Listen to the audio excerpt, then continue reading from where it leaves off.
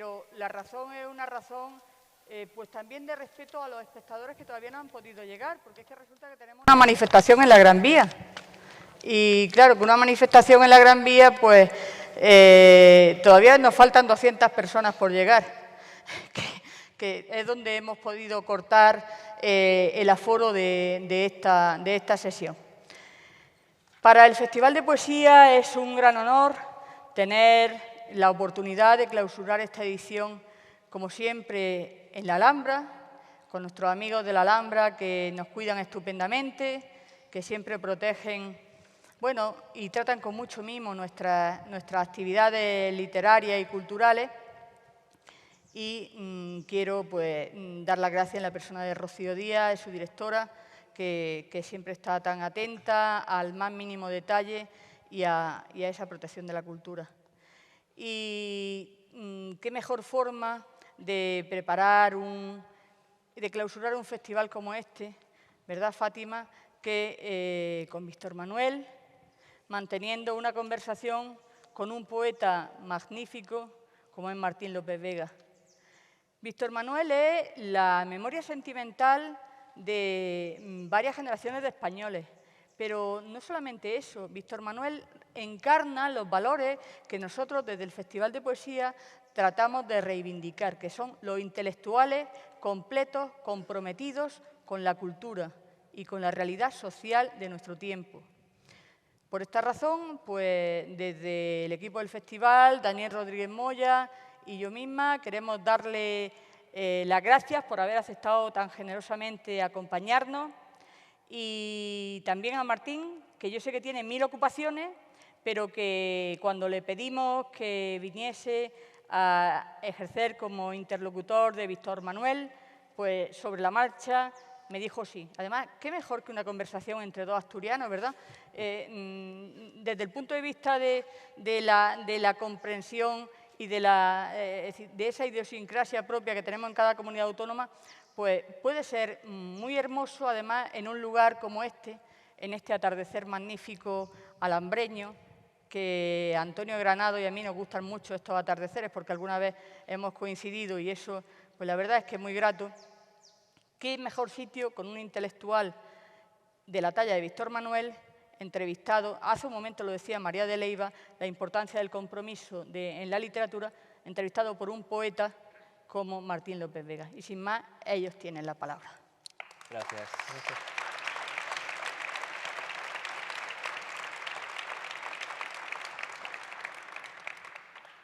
Arranco con el interrogatorio. Vale.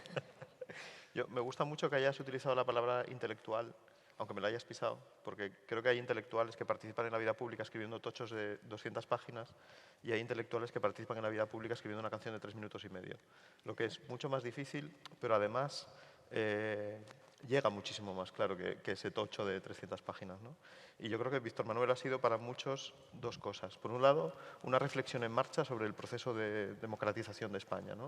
Y por otro lado, la memoria de ese proceso, porque las canciones quedan en la memoria. Una de tus canciones que más me gustan, que se titula precisamente Sin Memoria, que decía que puedo vivir sin Álvarez ni Cascos, entre otras cosas, cosa que como asturiano me gustó mucho. Y en tu último disco, que es de 2018, si no me equivoco, Casi nada está en su sitio, vuelves a un tema que fue muy querido de los poetas sociales y que es una cosa que se repite a lo largo de tu cancionero, que es el tema de España. Y además me gusta sacar esa canción aquí porque juntas la Alhambra con las Ramblas en una de las canciones, ¿no? Quería preguntarte por esto, ¿cómo desde una canción puede uno intervenir en este debate, ¿no? En marcha sobre lo que sea España? Bueno, no es fácil. Yo he tocado el tema de España en diferentes etapas. Una de una manera muy chunga, con un paso doble grotesco, que era Soy de España. Después le escribí una canción para Ana, que era España, camisa blanca de mi esperanza, donde hablaba de una España prometida o de una España a la que íbamos. Estoy hablando del año 81, 1981, y salíamos de un túnel lleno de grises y negros y queríamos ir hacia el color, de alguna manera, ¿no? Y aquella España que, por cierto, esa canción estuvo atribuida a Blas de Otero durante muchos años, hasta el extremo de que Sabina de la Cruz, su viuda, cuando estaba publicando Las Horas Completas, me llamó para preguntarme de dónde había sacado ese poema de Blas de Otero, que ella no lo encontraba, ¿no? Entonces le dije que no, que era mío. Y la confusión provenía de que, porque en televisión, una vez que Ana la cantó, hace muchísimos años, yo le había dedicado la canción a Blas de Otero. Y entonces pusieron España, camisa blanca de mi esperanza a Blas de Otero. Y de ahí viene toda la confusión. Bueno, quiero decir de paso que Blas de Otero es un poeta de cabecera, maravilloso, uno de los poetas que más he leído en mi vida. Y ahora he vuelto al tema de España otra vez. Esta España que tenemos entre las manos ahora es bien diferente a la del año 81. Está llena de tirones, de desgarros, de gente que pide quimeras, que pide lo imposible, de prepotencia, en fin, yo he leído en todos estos años muchísimos libros sobre el proceso de Cataluña, ¿no? Y estoy igual que donde estaba, o sea, no me he movido del sitio, no he conseguido aclarar nada de lo que pasaba con el proceso de Cataluña, ¿no? Pero quería meter en esa canción, Digo España se titula, lo que uno ve desde... Yo he cantado en este país, yo creo que en todos los sitios. Puedo poner el dedo en el mapa y si no he cantado ahí, he cantado en el pueblo de al lado con toda seguridad, ¿no? Y siempre explico cuando la canto que no creo en la superioridad de nadie, por supuesto de las regiones, de los vecinos, esas cosas tan chuscas que a veces la gente se enreda en ellas, es supremacismo de alcantarilla, ¿no? Y quería meter otra vez España en una canción. Yo creo que no me salió tan bien como la que le escribí para Ana, pero estoy muy contento. De hecho, España, camisa blanca de mi esperanza, la grabaste hace poco en un disco en directo, ¿verdad? Sí. Pero no la habías grabado antes, ¿no? No la había grabado. La cantaba porque es que la que la canta bien es Ana. Entonces yo estoy ahí de... yo diferencio muy bien cuando escribo para mí o cuando escribo para Ana. Cuando escribo para Ana escribo según sus posibilidades vocales, que son inmensas, y cuando escribo para mí me corto un poquito más. A mí me dio mucha pena cuando la escuché en el disco en directo porque pensé que estaba muy bien cantada y que hubiera estado bien que la hubieras No, grabado sí, antes. sí, me defiendo, ¿eh? Tampoco voy a ir de falso modesto. No, pero que me hubiera gustado tenerla antes. Ya. No es de Blas de Otero, pero sí cantaste a Blas de Otero. Sí, he cantado Blas de Otero, pero siempre de una manera instrumental, por decirlo groseramente, ¿no? Que sí que un poema puntual que me servía para tal cosa. Y sí, he grabado, yo creo que un par de poemas, Pido la paz y la palabra, concretamente uno de ellos, y Camaradas también. ¿Y cómo es el proceso? ¿Te encuentras con el poema y te suena, digamos, de alguna manera? Sí, yo es que creo que no todo es musicable, ¿no? Es decir, seguramente la mejor obra o la que yo siento que es más perfecta es el Cantares de Joan Manuel Serrat, ¿no? O el disco dedicado a Antonio Machado, ¿no? Porque encaja todo, ¿no? Encaja que Machado es un poeta musicable, sin más, o sea, te puede salir mejor o peor, pero ahí hay algo, ¿no? Sin embargo, hay otro tipo de poemas, de estructuras, que más me hubiese gustado a mí que musicar a Ángel González, a nuestro paisano, ¿no? Pero te asomabas a los poemas y dices, qué pereza, ¿no? Porque no salen canciones redondas, salen canciones, pero no redondas, ¿no? Hablando de Asturias, voy a sacar el tema ahora para no sacarlo al final, porque también en el último disco vuelves a tener una canción dedicada a Asturias, ¿no? tú eres el autor del himno de Asturias, porque está la Asturias Patria Querida que cantamos todos cuando estamos borrachos, pero cualquier asturiano, la Asturias que siente como himno es el tuyo, ¿no? Y ahí, a lo largo de toda tu discografía, vuelves muchas veces al tema. Pero yo creo que nunca de una manera tan celebratoria, de alguna manera, como en esta canción de este disco, ¿no? Sí, la verdad es que es una canción titulada Ya arriba al norte, y son de esas canciones que te pones y a la media hora ves que la has terminado ya y que ya no hay que seguir mareando la canción, ¿no? Y hice lo mismo, la mandé al regalador, al productor, a David San José, y a la media hora me había mandado el arreglo ya, ¿no? Quiere decir que todo fluyó, y no es fácil que todo fluya cuando te pones a escribir una canción, ¿no? Pero sí es verdad, sí tenía ganas de mirar Asturias desde un punto de vista, como andamos siempre tan deprimidos y siempre mirando la economía y las cosas que nos pasan, pues necesitaba yo también como una bocanada de aire renovador, ¿no? Claro. Y prometo que es la última o penúltima pregunta asturiana. La penúltima. Siempre tu relación con la música tradicional asturiana es de siempre, ¿no? Colaboraste con Nuberu muy desde el principio, Chus Pedro está en tus últimos discos, Marisa Valle Roso también. Sí. ¿Cuál es el papel del folclore en tu música? ¿Cuál es la influencia que tiene la música tradicional? Pues fue muy importante. Yo escuchaba sobre todo en casa y una cosa que en Asturias a las canciones chiquititas les llamamos casigalines. Son como canciones pequeñitas, ¿no? Un modelo de canción pequeñita sería la Asturias Patria Querida, que son como 3 canciones pegadas y que a mí me encanta porque es el antihimno, ¿no? No tiene nada de guerrero, es tengo de subir al árbol, tengo de coger la flor y dársela a mi morena que la ponga en el balcón, ¿no? ¿Qué mejor para un himno que decir esas cosas, ¿no? Y es una canción que a mí me encanta, por cierto, que además, para redondear, está escrita por un cubano, ¿no? Que es, ya hace la circunstancia perfecta, ¿no?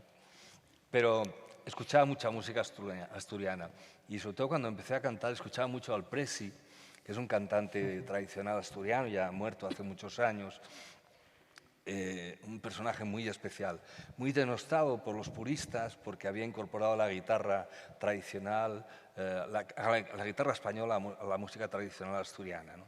Todos los puristas rechazaban al Presi, ¿no? Pero tenía un timbre de voz maravilloso. Y escuchándole cantar a él las cosas que él cantaba, yo encontré la manera mía de cantar también, ¿no? Y escuchando esas canciones populares que él cantaba, encontré una manera de componer canciones que se hicieron muy populares hace 40 años, 50 años, toda la vida. Y después ya, más adelante, cuando yo realmente empecé a tener problemas con la censura ya graves, tuve que salvar un año de trabajo haciendo un disco de música tradicional asturiana, que se titulaba Verde. Ahí, junto a Juan Carlos Calderón, que en paz descanse, hicimos un disco del que yo estoy orgullosísimo, ¿no? Porque es un disco muy, muy trabajado, muy elaborado, y que yo creo que ha influido mucho también en músicos que vinieron posteriormente o salieron posteriormente a los trabajos míos, ¿no? Como Nuberu. Nuberu pues siempre habla de Verde, ¿no? Como tiene que hablar de la música tradicional. Y ahí me engancho. Digamos que eso es como el manantial que nunca se seca, ¿no? Yo cuando tengo alguna duda o que no sé qué hacer, hago una canción que hable de Asturias, ¿no? Porque no tengo ninguna dificultad para ello, ¿no? Y lo que viene a confirmar también, ¿no? Que la patria de uno es la infancia y ahí tienes todo. Ya, ¿para qué quieres más, no? No, yo creo que además conseguiste eso, que yo me imagino que puede ser el máximo para cualquier creador, que es que a veces no distingue uno entre las canciones que son populares y algunas que son tuyas, ¿no? Sí, eso es estupendo. Es estupendo que la gente haga las cosas suyas, ¿no? Yo estoy seguro, ya debe faltar una generación para que todo el repertorio mío de la primera época pase a ser dominio popular y que la gente las vea como suyas, ¿no? Pues, finalmente, a eso deberíamos estar. Bueno, yo estoy orgulloso de eso, ¿no? Que la gente me confunda con música popular. Bueno, estamos en el contexto de un festival de poesía, entonces te quería preguntar por algunos poetas que has musicado, ¿no? Hablábamos de Blas de Otero y te quería preguntar Miguel Hernández, que es otro poeta que has musicado. Sí, Miguel Hernández también. No lo he hecho sistemáticamente, ¿no? He hecho de repente cuando un poema me llamaba mucho la atención y me parecía que merecía la pena, ¿no?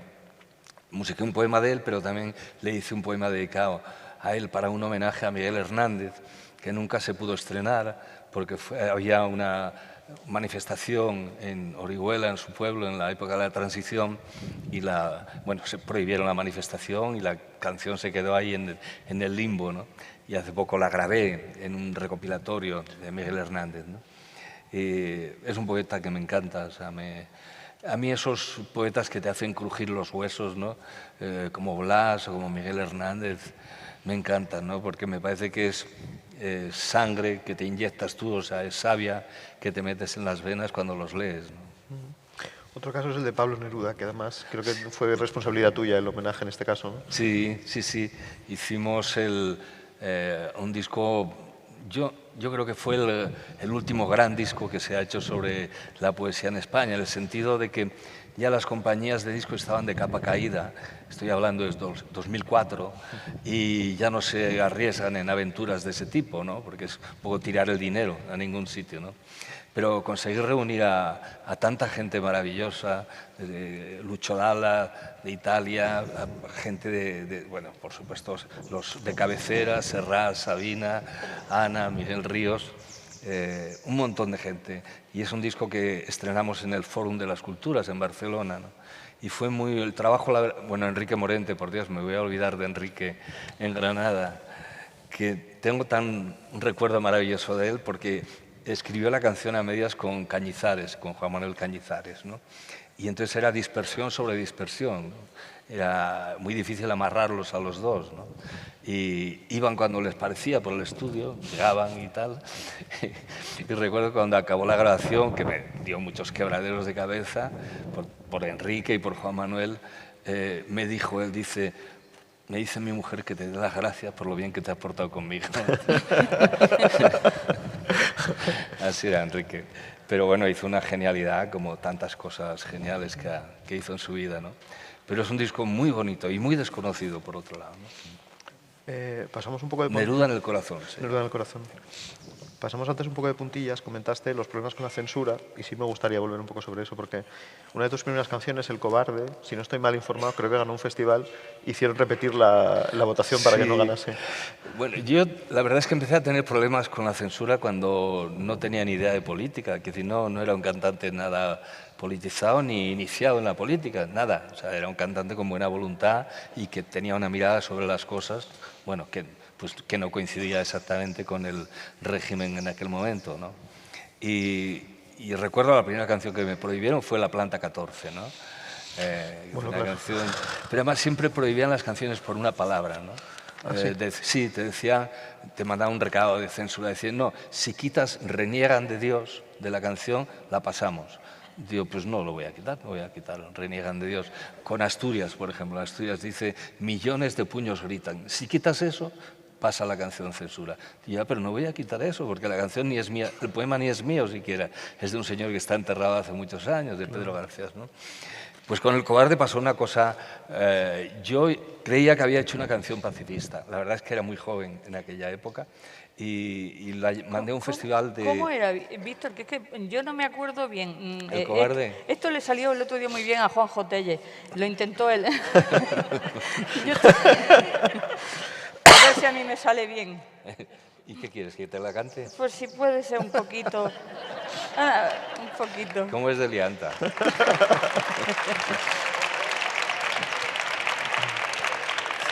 No, decía en la parte central, ¿por quién lucho yo si en mi corta vida no existe el rencor? ¿Por quién lucho yo que vivo la vida con fe, con amor? Esa canción que yo pensaba que era pacifista, cuando la mandé a un festival de la canción en el Puerto de la Cruz, en Tenerife, era una canción insólita en un festival, ¿no? Pero cuando la escuchó el gobernador militar de Canarias, que era Héctor Vázquez, fue muchos años, dijo que no era pacifista, que era antimilitar, ¿no? Y bueno, yo la verdad es que fue la primera vez en mi vida que me sentí aplaudido y querido por la gente, ¿no? No me había ocurrido hasta entonces, estoy hablando de 1968, ¿no? Había cantado, ¿no? Pero nunca había tenido ese reconocimiento instantáneo de una gente que está escuchando una canción, le gusta mucho y te aplaude mucho, ¿no? Y efectivamente votaron, cuando fueron a votar, y ganó la canción.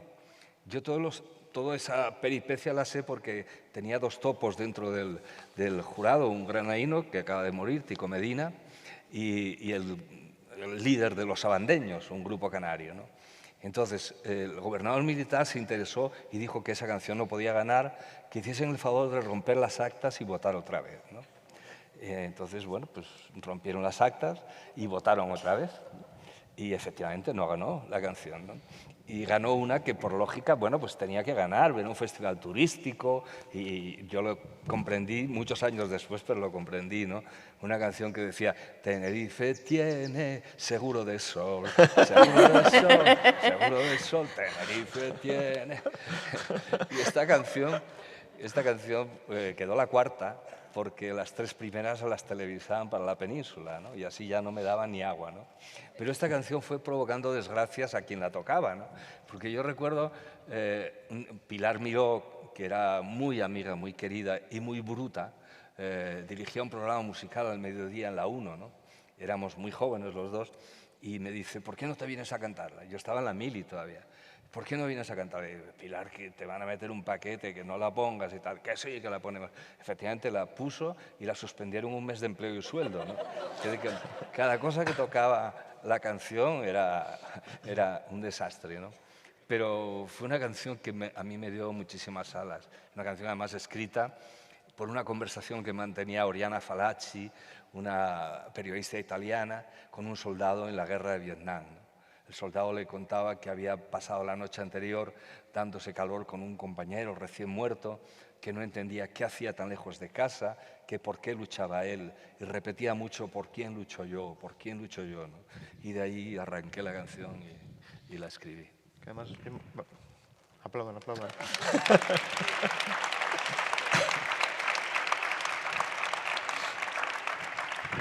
Es una de las primeras canciones tuyas que yo recuerdo de niño, que además empieza, vivo en un pueblo pequeño, y yo pensaba, coño, como yo. Sí, es que es una canción muy simple, muy naif, ¿no? Y las cuestiones con la censura siguieron hasta que llega el momento del exilio, ¿no? En un momento dado. Sí, siguieron porque yo, bueno, me iba encontrando problemas cada vez más graves. Bueno, de repente tenías grabadas ya las bases, digamos, de un disco nuevo y había 3 canciones que tenías que tirar a la basura, ¿no? Una de ellas, yo le había escrito una canción dedicada a Manuel Llaneza, que fue un líder minero, fue alcalde de Mieres, de mi pueblo, ¿no? Y le había escrito una canción muy sentida, ¿no? Cuando yo la tenía grabada me dijeron que no podía ir esa canción, y entonces la cambié, utilicé la misma música y le puse otra letra, y es María Coraje, se titula, tiene 2 letras diferentes, Carta de un minero a Manuel Llaneza y María Coraje, ¿no? Y fui teniendo cada vez más problemas, pero ya el problema definitivo fue con una... Bueno, yo estoy muy enamorado de mi mujer, y verla hacer teatro para mí era mágico, ¿no? Y yo quería ser como ella, ¿no? Fíjate que a veces cómo se engaña uno, ¿no? Porque por mucho que lo intentes, nunca llegarás a tener esa capacidad para subirte a un escenario, interpretar unos papeles, en fin, es imposible, ¿no? Pero yo quería ser como ella, quería hacer teatro, ¿no? Y escribí una comedia musical que se titulaba Rabos, ¿no? Y bueno, la prohibieron, no es que la prohibiesen, la masacraron, ¿no? Arrancaron las hojas, porque la verdad es que era como una especie de vómito encima de la realidad en la que estábamos viviendo, ¿no? Y aprovechando una gira mía en México, la estrenamos allí en México, ¿no? Y entonces en México sabemos quién lo hizo, que todo empezó por un anónimo, como empiezan todas estas cosas, ¿no? Que se publicó en una revista que se llamaba Sábado Gráfico, ¿no? Donde decían que Ana Belén y Víctor Manuel pisaban una bandera española en México, ¿no? Y no se sabía de dónde salía aquello. Sí ponía una dirección que es Pintor Rosales 20, en Madrid, ¿no? Entonces, ya cuando pasó todo, alguien averiguó que en Pintor Rosales 20 no vivía ese señor que escribía la carta, no existía, ¿no? Pero el daño ya estaba hecho, ¿no? De ahí tiraron y, en fin, nos echaron mierda por encima de la cabeza hasta decir basta, y nos tuvimos que quedar allí en México 6 meses hasta que todo estuvo aclarado a nivel oficial y ya pudimos volver. Nos interrogó el comisario Yagüe por separado, a Ana y a mí, y cruzábamos los dedos para a ver si decíamos lo mismo. Efectivamente dijimos lo mismo los dos, ¿no? Y después, pues, esas circunstancias le da oportunidad a mucha gente de retratarse, ¿no? Porque, por ejemplo, un personaje con el que yo personalmente pues tengo poco que ver, pero le tengo mucho afecto, que es Julio Iglesias, ¿no? En cuanto llegó a España, él había visto la obra de teatro y declaró y fue a quien tenía que ir a ver para decir que eso era mentira, que eso no existía, ¿no? Bueno, pues con testimonios como ese y de más gente también, finalmente vimos que había luz verde y volvimos a España otra vez. Tú hiciste una gira con Julio Iglesias, ¿no? Muy al principio. Yo hice una gira, sí. Y ahora ves las fotos y dices, ¿pero qué hacíamos juntos? ¿No?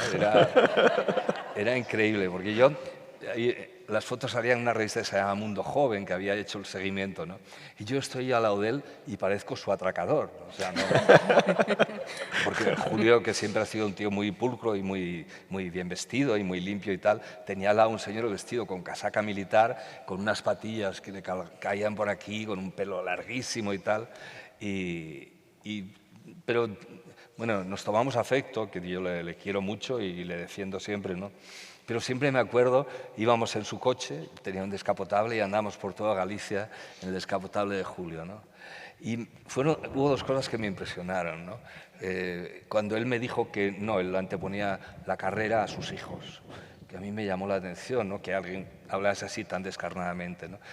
Y la otra es que dice, no, yo cuando tenga 50 millones de pesetas lo dejo.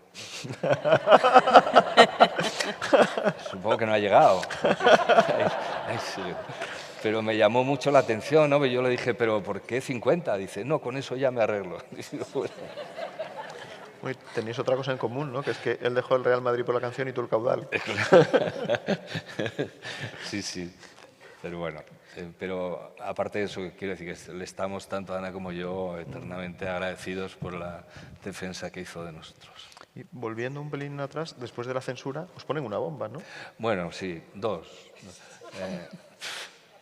Es que, bueno, sobre todo la primera fue tan chusca, ¿no? Porque era la primera vez que nos invitaban a ir a cantar a Cuba. Ana y yo fuimos a cantar a Cuba hasta que nos hartamos de ellos y dejamos de ir, ¿no? Que pasaron realmente pocos años. Ibas, bueno, porque creías en ese proyecto hasta ver después en lo que se convirtió, ¿no? Pero estábamos el primer viaje que hicimos, estábamos en la piscina del Hotel Capri, que está en la terraza de arriba, y de repente entra una tripulación de Iberia, ¿no? Y nos ven y dice, anda, y se viene a por nosotros y dice, ¿sabéis que os han puesto una bomba en casa? Digo, pues no. Digo, pues mira, ahora te traigo el periódico. Y fue a la habitación y nos trajo un periódico donde venía nuestra puerta de casa, ponía Viva Cristo Rey y tal, y toda la puerta destrozada de la casa, ¿no? Esa fue la primera, ¿no? Y fue en el año 76. Y después nos pusieron otra más, que fue muy curioso porque yo subí con el sargento de la Guardia Civil del pueblo de Torrelodones, donde vivíamos, ¿no? Y la casa tenía un boquete en el medio, estaba en construcción, pero tenía un boquete, bueno, o sea, así como...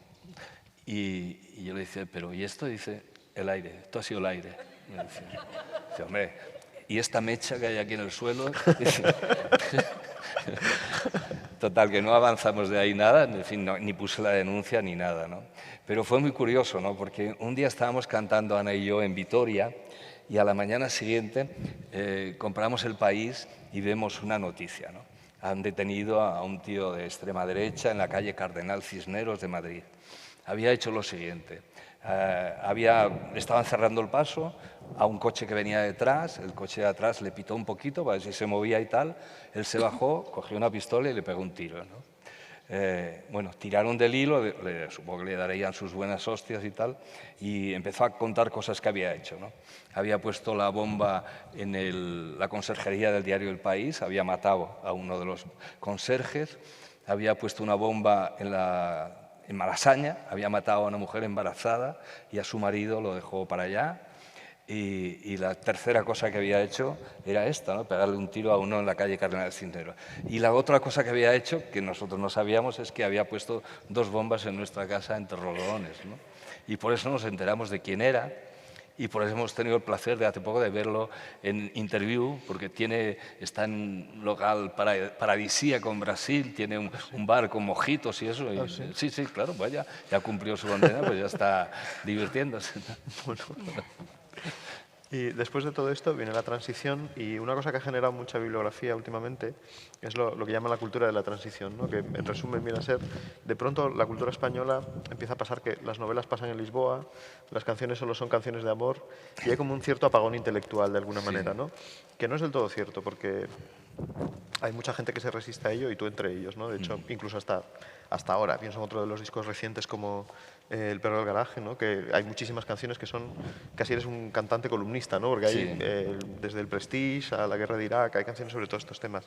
¿Crees que realmente pasó eso, que hubo ese apagón de alguna manera? ¿Y de quién sería responsabilidad? Yo siempre he hecho la culpa a la otra parte, ¿no? Quiere decir que primero la gente se fue a casa y entonces, digamos, todo ese tejido que había asociativo se fue disolviendo, porque supongo que mucha gente pensó que las cosas ya estaban solucionadas, ¿no? Y que ya no había por lo que luchar, ¿no? Ingenuamente pensó eso, o pudo pensar eso, ¿no? Y toda esa legión de músicos, de cantantes, de agitadores sociales, de gente que hacía teatro, diferentes actividades artísticas, bueno, pues se fue diluyendo y cada uno se fue un poco a sus asuntos, ¿no? A mí me coincidió, nació mi hijo nació en el 76, ¿no? Y yo de repente tenía más ganas de estar con él que con el hijo de Santiago Carrillo, ¿no? Y entonces me fui como alejando instintivamente de reuniones. En ese tiempo militaba en el PC, ¿no? Hasta el año 81, ¿no?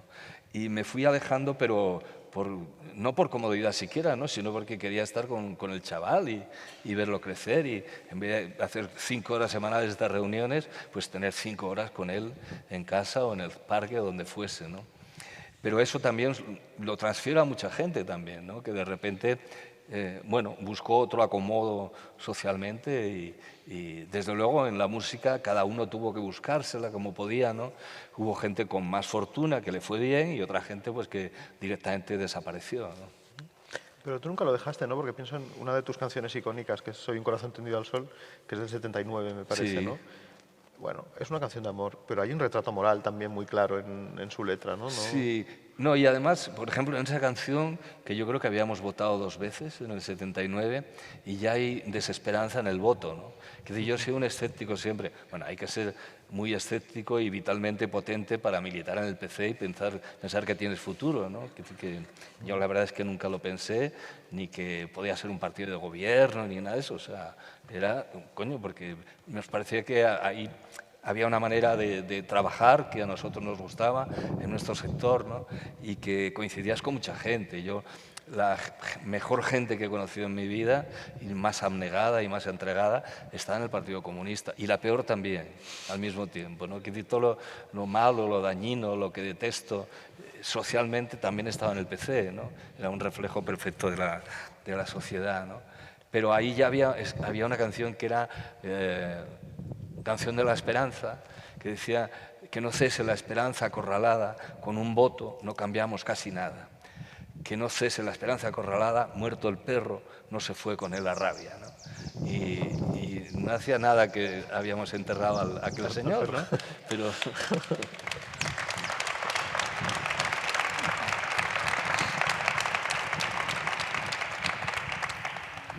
Va a cambiar un poco de tercio. Y quería preguntarte dónde están los límites, un poco en broma, pero dónde empieza el escritor de canciones y dónde empieza el cantante, ¿no? Porque tú has escrito todas tus canciones, excepcionalmente has cantado letras ajenas, poemas ajenos, pero has escrito muchas canciones para otros, sobre todo para Ana. Pero también habéis hecho versiones, ¿no? De hecho, el último disco que habéis hecho juntos es un disco de versiones que está una de mis favoritas de José Afonso, ¿no? Que habéis hecho el Chocasas 5, ¿no? Sí, Chocasas 5, sí. ¿Dónde empieza uno y dónde acaba el otro? ¿Y qué lleva al escritor, que me imagino que la cosa natural es cantar sus propias canciones, a que le apetezca cantar canciones ajenas? A mí me apetece mucho cantar canciones de otros. Lo que pasa es que no vuelvo al mismo sitio, no estoy especialmente dotado para lucirme como cantante. O sea, yo me acomodo, las canciones que yo escribo me las acomodo para cantarlas yo, ¿no?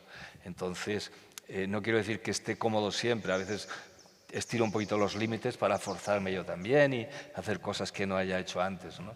Pero hemos escuchado tanta música, me gusta tanto la música y me gusta mucho más la música que no he escrito yo que la que he escrito yo, ¿no? O sea, tengo tal capacidad de admiración a los compañeros, sean de aquí o sean de cualquier lugar del mundo, ¿no?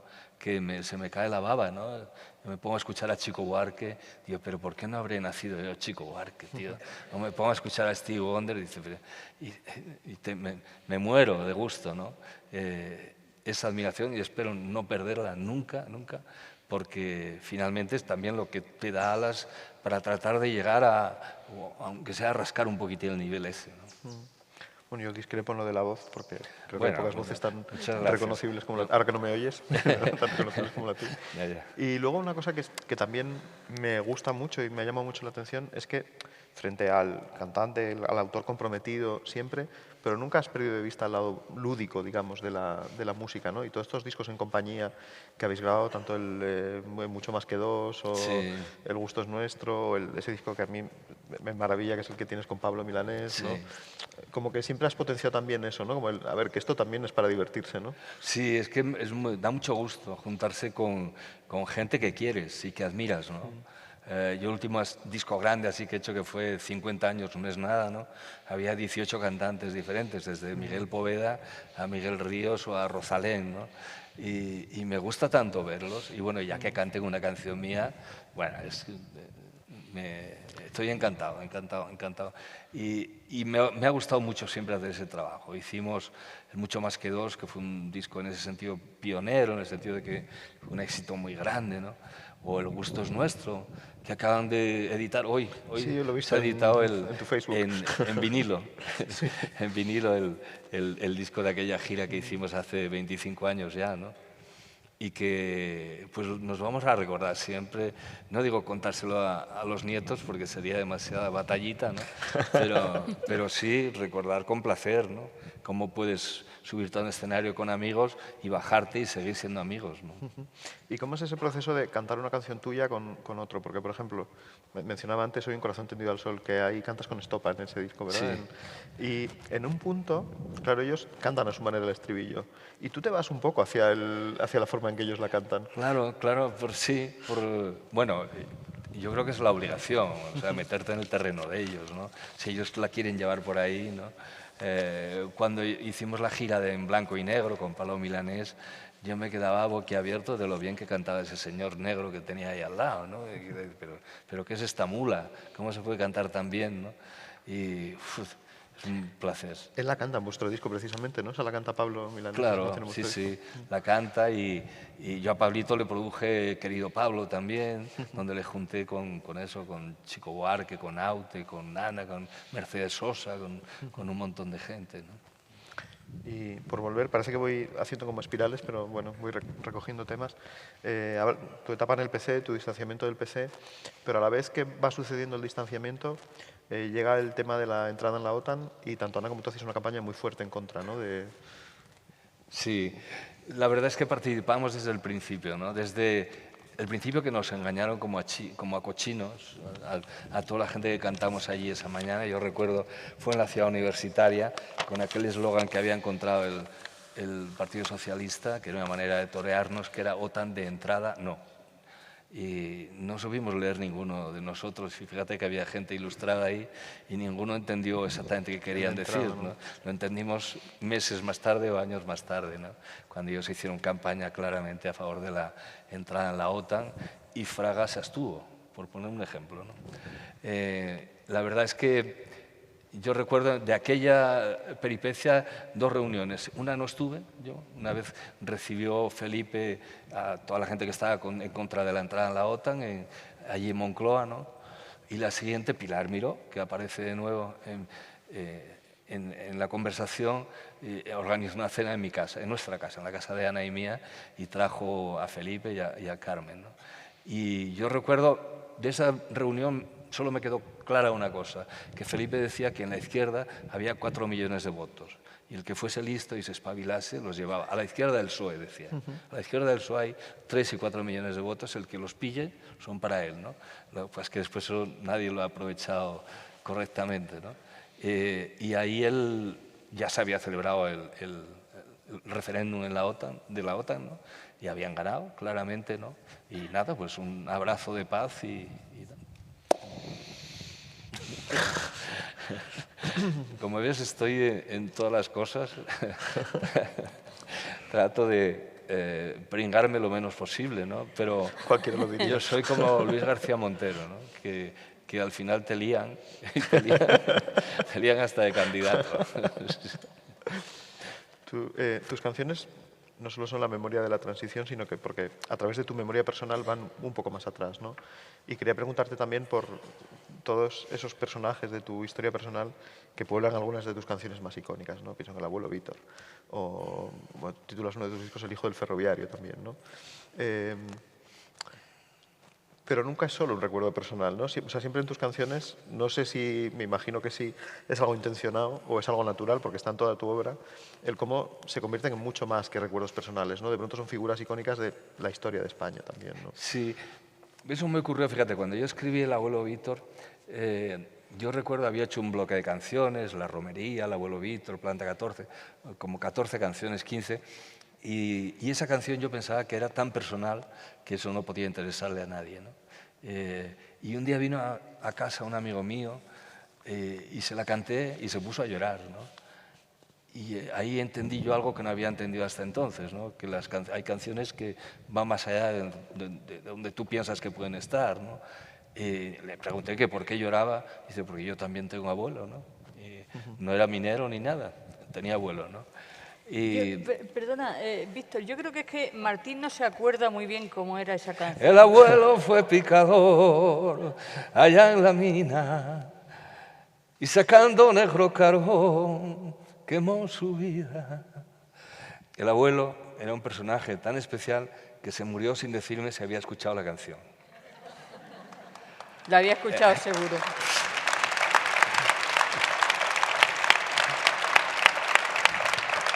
Te digo, la había escuchado seguro, ¿no? Porque un día él se murió pronto, se murió como 6 meses después de que la canción empezase a sonar en la radio, ¿no? Y un día así, como entre paño y bola, me dice, oye, ¿tú por qué tienes que andar contando por ahí que la abuela me esconde el tabaco a mí?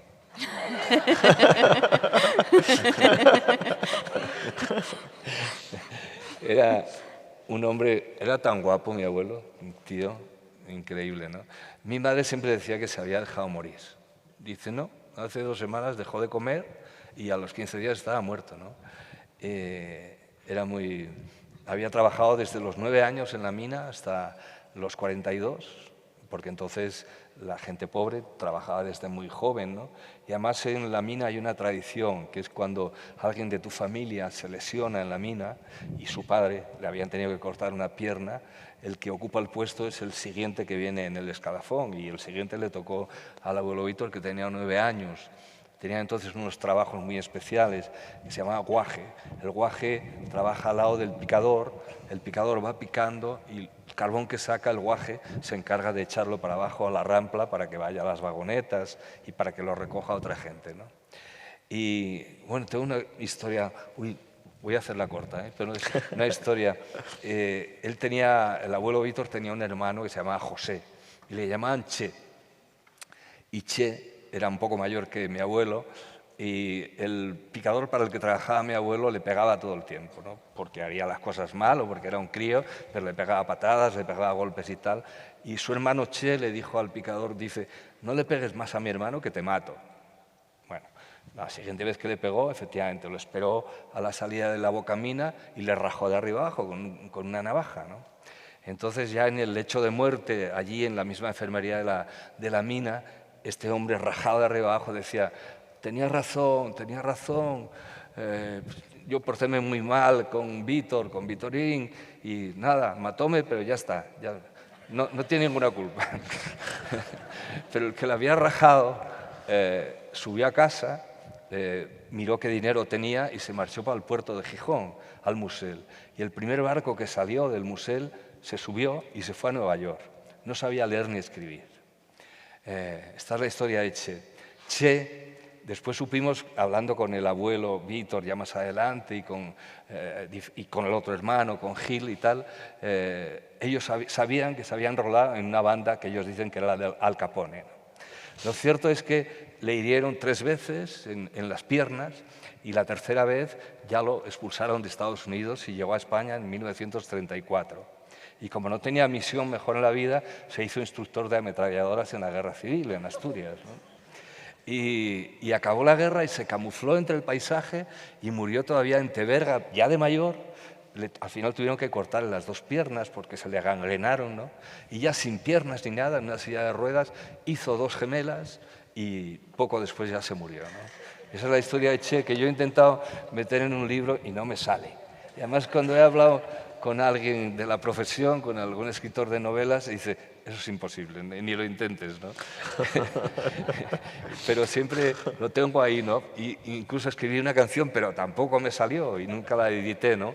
Que decía, Che, ¿qué te dijo Capone al verte aparecer?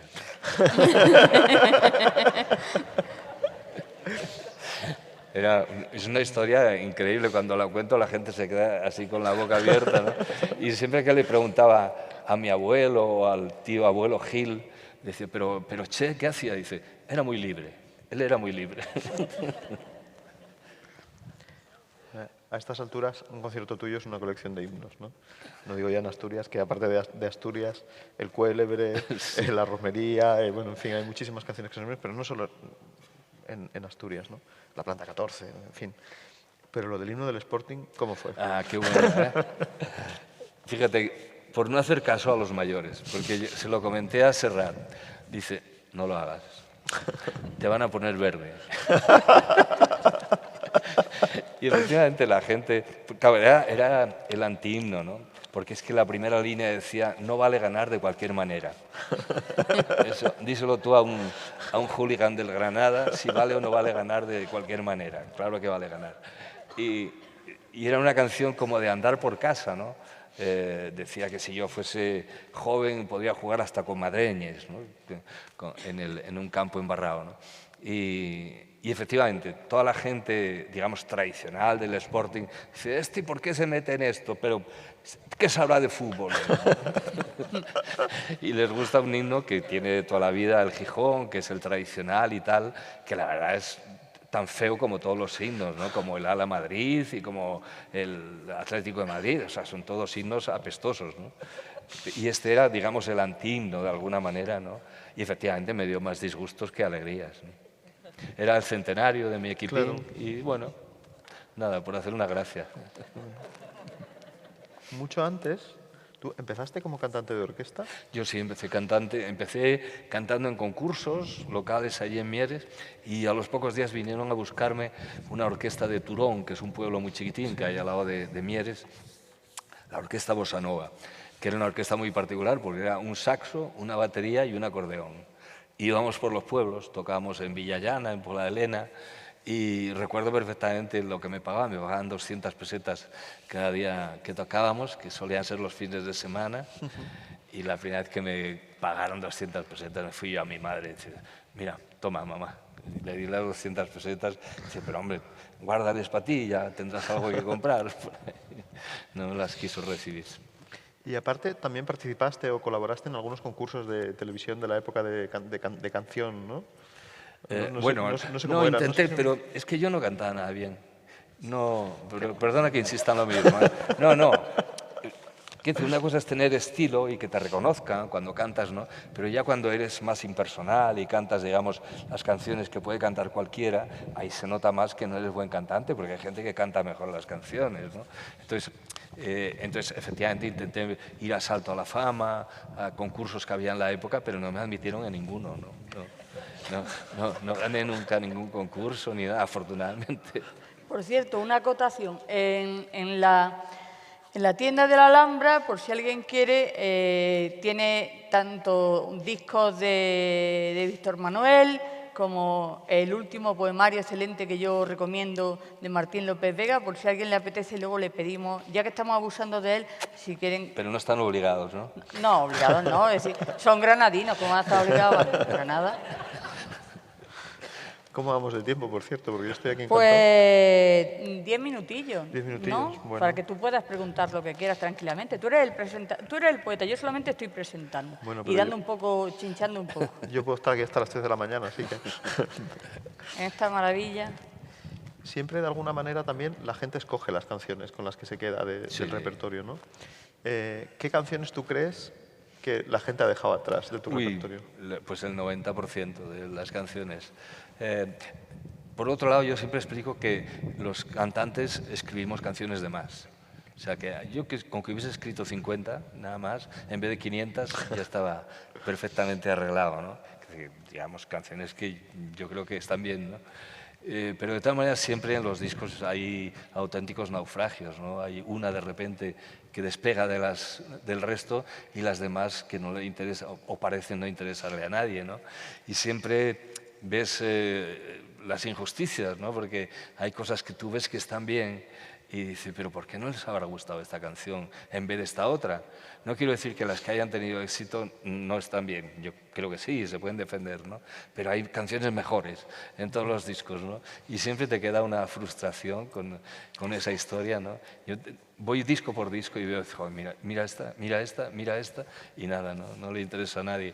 Y ahora en los conciertos suelo hacer una cosa que se llama canciones desgraciadas, ¿no? Que son las que ni fu ni fa, o sea, que no les da igual a la gente, ¿no? Lo que pasa es que como la presento así, con mucha pena y con mucho pesar, al final las aplauden muchísimo, ¿no? Y se ve que les gustan, de verdad, o sea, que son sinceros, ¿no? Porque las canciones están bien y presentadas así, pues les parecen mejor todavía a la gente, ¿no? Y canciones, tiene un poco de truco, porque justo acabáis de hacer ese disco de versiones, pero canciones ajenas que te hubiera gustado que fueran tuyas. ¿Sabes lo que pasa? Que cuando compones, te entra una euforia tal, cuando escribes, supongo que cuando escribes un poema también, te da un subidón. Te da un subidón y entonces siempre piensas, te vas a la cama con la conciencia de que acabas de escribir Yesterday, de nuevo, ¿no? O Extraños en la noche. Y al día siguiente ya lo vuelves a escuchar otra vez y ya viene Paco con la rebaja, ¿no? Y ya, bueno, no, hay cosas que aguantan, un día más, al tercer día ya la mitad de ellas se van a la basura, ¿no? Porque ves que no están bien resueltas, ¿no? Pero en esa euforia te puedes equivocar muchísimo, ¿no? En esa euforia que te da el sacar algo de donde no hay nada, ¿no? Que es que, mira, tenías el papel en blanco y mira, y he escrito una canción, ¿no? Que es un proceso muy distinto. Claro, tiene texto, pero no tiene nada que ver el proceso de escribir una canción con el de escribir un poema, ¿no? Porque tiene otras necesidades, Claro. otros requerimientos. ¿Cómo es ese proceso? ¿Qué viene primero? ¿O viene a la vez? Viene a la cada vez. vez de una manera? Yo la verdad es que antes lo que hacía era, bueno, tomar muchas notas, siempre, generalmente camino mucho y cuando ando por la calle es cuando estás moviendo, digamos, la cabeza, ¿no? Y siempre tomo notas. Ahora en el teléfono, ¿no? Notas de voz, pequeñas frases, pequeñas melodías. Y después cuando te pones a escribir ya en serio, en casa y tal, vas repasando lo que tienes, ¿no? A veces tienes 250 notas tomadas, o bien de música o bien de una frase que se te ocurre, ¿no? Y entonces empiezas a desarrollar algo y a veces sale algo, a veces no sale nada, ¿no? Pero parto además al mismo tiempo de la letra y la música, ¿no? La letra también, yo compongo, tengo la mesa de trabajo, está llena de libros de poesía, ¿no? Que no me valen para nada, en definitiva, ¿no? Pero que te sirve una palabra nada más, suelta, te desencadena cualquier cosa, ¿no? O una frase redonda que tenga música a la que tú puedes transformar y darle otra aplicación, ¿no? Trabajo mucho con libros y con trocitos de melodías. ¿Y hay algún poema? Porque hemos hablado de más música Miguel Hernández, Aba Neruda, hablas de Otero. ¿Hay algún poema que te hubiera gustado musicar y no se ha dejado? No me he puesto a musicar nada que no se haya dejado, pero vamos, no me hubiese importado nada escribir el Antonio Machado, el de Serrat o el de Miguel Hernández. O sea, cualquiera de los dos los firmaría encantado de la vida.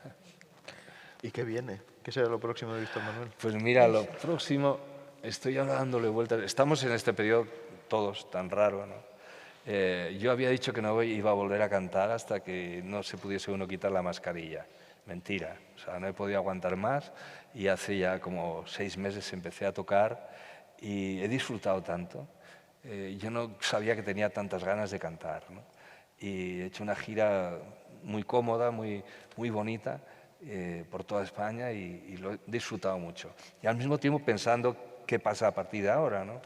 Porque esta es una profesión. Igual pensáis que hay managers mágicos que te inventan el trabajo y te dicen, mira, ahora tú vas a hacer esto, vas a viajar a no sé dónde. Eso no existe. Bueno, no ha existido nunca en la música de este país. Tú te inventas el trabajo, tú lo haces, tú te lo traes a casa y tú lo desarrollas, ¿no?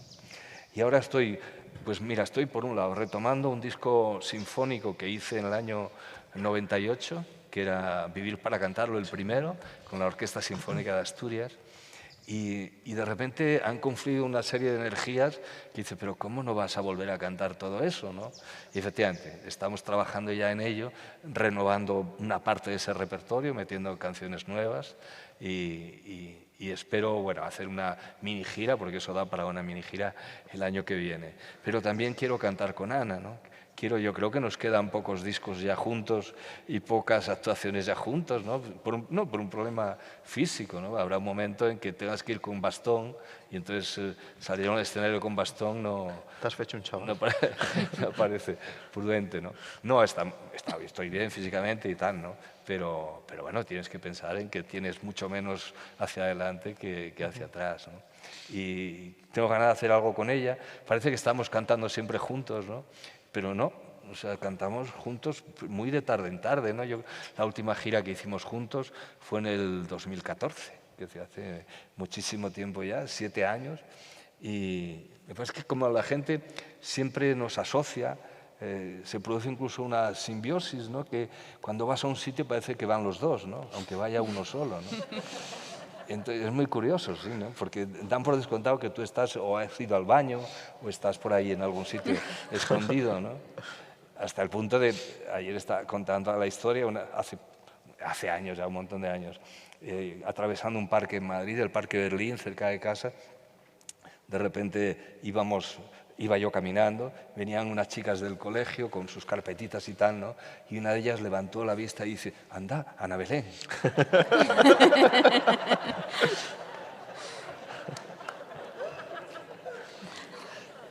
Bueno, y ya para terminar la última pregunta, ya que se va acercando la hora de la cena, tú has publicado hace poco un libro sobre uno de los más altos géneros de la lírica, que no es la oda ni la elegía, es la gastronomía.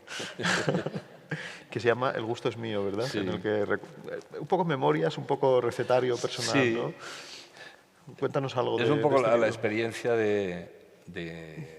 pues de tanta vida de carretera y de tantos restaurantes a veces horribles y a veces maravillosos, ¿no? Creo que incluso cuento una anécdota que me ocurrió aquí en Granada, que es la única vez que yo he tenido que abandonar un escenario, ¿no? No voy a decir el restaurante porque se come muy bien habitualmente, pero yo comí un pimiento asado ese día que me impidió, estaba cantando en el Palacio de Congresos y me derrumbé físicamente a la mitad del concierto, ¿no? Me tuve que ir para adentro mientras los músicos interpretaban un poquito y tal, y yo salí otra vez, bueno, más muerto que vivo, y acabé de cantar, ¿no? Y me acuerdo que fui a urgencias al salir del Palacio de Congresos y me dice, pues nada, le voy a enchufar aquí esta botellita y a descansar. Digo, sí, sí, mañana canto en la Puebla de Montalbán, en Toledo. Y efectivamente, al día siguiente estaba cantando en la Puebla de Montalbán, ¿no? Pero en ese libro lo que reflejo son las experiencias de vida, de comida. Me gusta mucho cocinar, me gusta... Pues mañana yo a las 9 de la mañana abro el mercado de San Agustín con toda seguridad e iré cargado para Madrid de cosas que me gustan mucho. Y voy por la vida cantando y visitando mercados, básicamente, ¿no? No entro en las iglesias casi nunca, a menos que sea para un funeral o eso, ¿no? Pero sin embargo los mercados sí me encuentran siempre, ¿no? Y ese libro refleja un poco todo eso, ese mundo en el que me muevo de nada experto, no soy sabio en nada, ¿no? Pero bueno, sí he aprendido con los años a saber qué cosas me gustan, qué cosas prefiero, en qué lugares me gusta comer y disfrutar con los amigos, ¿no? Y eso está en El gusto es mío. ¿Cuál es el plato favorito de Víctor Manuel? El plato, pues me da igual. Me da igual. No, ¿dices de cocinar o de...? Sí. No, yo cocino de todo. Sí, lo que quieras. No, abro el frigorífico, veo lo que hay y en base a eso no tengo, sobre todo porque no me da miedo. Ya hace muchos años perdí el miedo a cocinar, ¿no? Y cocino generalmente mucho para los amigos, para la familia también, ¿no? ¿Y en qué se parece hacer un guiso a hacer una canción? No tiene nada que ver. No tiene nada que ver. Un guiso es muy pie a tierra, ¿no? Que tiene una lógica, y una canción a veces no tiene ninguna lógica, ni cómo la empiezas ni cómo la acabas, ¿no? Yo estoy harto de escribir canciones que pensaban que iban a hablar de otra cosa y acabo hablando de una cosa que no tenía previsto de antemano, ¿no? Que arrancas una canción y de repente se abren ríos diferentes y te llevan a un lugar que no previsto, ¿no? Y en la cocina no, en la cocina cuanto más lógico seas en lo que haces, más éxito tienes. Víctor Manuel, un honor este ratito de charla contigo. Muchísimas gracias. Muchísimas gracias. Gracias, Rogelio. Muchísimas gracias. Gracias.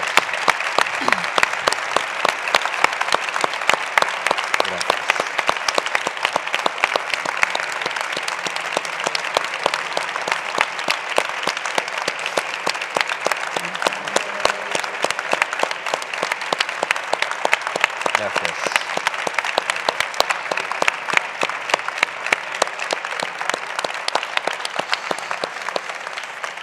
Y ahora ya, simplemente, si alguien quiere que le firme, ya vamos a abusar de él, es decir, ya que tenemos la suerte de tenerlo aquí, pues como he dicho, alguno de los discos o algo similar, pues estoy convencida de que va a ser tan generoso como ha sido toda la tarde.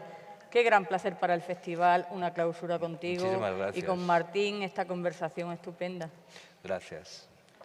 Pues Muchísimas gracias. esta es la clausura del festival, señores. En mayo, más. Gracias.